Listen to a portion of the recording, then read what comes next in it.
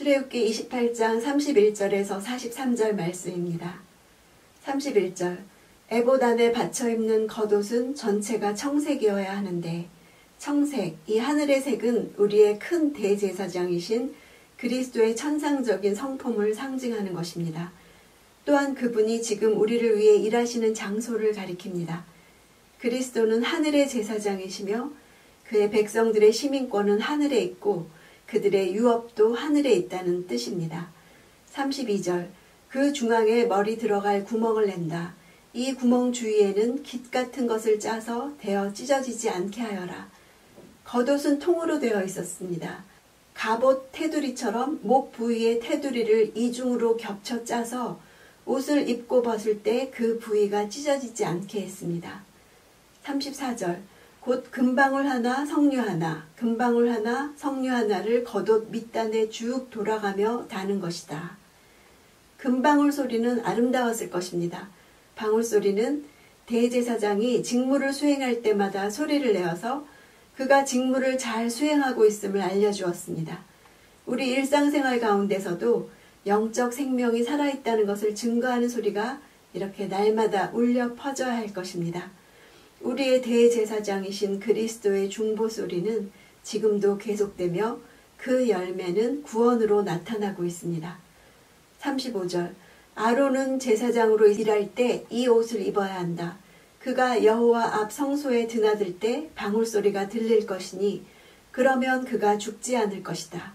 흔히 우리가 알고 있듯이 대속죄일에 지성소에 들어가는 대제사장이 자신의 죄 때문에 죽을 경우를 대비해서 몸에 끈을 메고 지성소에 들어가서 금방울 소리가 나지 않으면 끈을 당겨서 끌어낸다는 것은 사실이 아닙니다. 본문은 성소에 드나들 때 이 옷을 입어서 방울 소리가 나게 한다고 했죠. 지성소에 들어갈 때는 다른 옷을 입어야 했습니다. 대제사장은 대속죄일에 4번 정도 지성소에 들어갔습니다. 이때는 반드시 겉옷을 벗고 세마포로 만든 속옷만 입어야 했습니다. 그 자신이 일반 제사장이나 일반 백성과 같이 하나님 앞에서 자기 죄에 대한 희생 제물을 드려야 하는 날이었습니다. 하나님 앞에서 다른 사람들과 다를 바가 조금도 없는 죄인임을 확인하는 날이었죠. 지성소에서 나온 후에는 몸을 씻은 후에 다시 방울소리 나는 겉옷을 입고 제사를 드렸습니다. 성경 어디에도 죽은 대제사장을 지성소에서 꺼낼 용도로 몸에 끈을 묶는다는 언급이 없습니다. 실제로 지성소에 들어간 대제사장이 죽었다는 기록이 있는가 하면 없습니다. 죽음을 경고한 구절은 있으나 그것은 대제사장의 생명 보호를 위한 경고의 말씀이었죠. 36절 또 순금으로 패를 만들어 그 위에 인장 새기듯 여호와께 거룩이라고 새겨라. 이 문구는 이스라엘과 제사장이 하나님께 어떤 모습을 갖추어야 하는지를 보여줍니다. 아론의 이마에서 눈에 잘 띄도록 보이는 글씨는 그의 직분의 의미를 말해주는 것이죠. 누구도 그 말에 부합할 수 없었습니다. 그러나 하나님은 그 글이 새겨진 금패를 보셨고 대제사장으로 인해 백성들을 그렇게 여겨주셨던 것입니다. 그리스도의 보혈의 공로에 힘입어서 직접 하나님 앞에 나아갈 수 있는 신약시대에 제사장된 모든 성도들이 어떤 자세로 하나님 앞에 나아가고 이 세상을 살아가야 할지를 분명하게 말씀해주고 계시는 거죠. 37절 그 패에 청색끈을 달아 관에 매달되 관 정면에 단다. 여호와께 거룩이라고 드려진 분은 오직 한 분, 그리스도이시죠. 청색끈은 그분의 천상적인 성품을 말하고 있습니다. 38절 그리고 그것을 아론의 이마에 붙여 이스라엘 백성들이 거룩한 예물을 잘못 드려서 짓는 죄를 그가 지게 할 것이다. 곧 그것들이 여호와께서 받으실 만한 예물이 되도록 아론은 이마에 그것을 계속 붙이고 있어야 하는 것이다.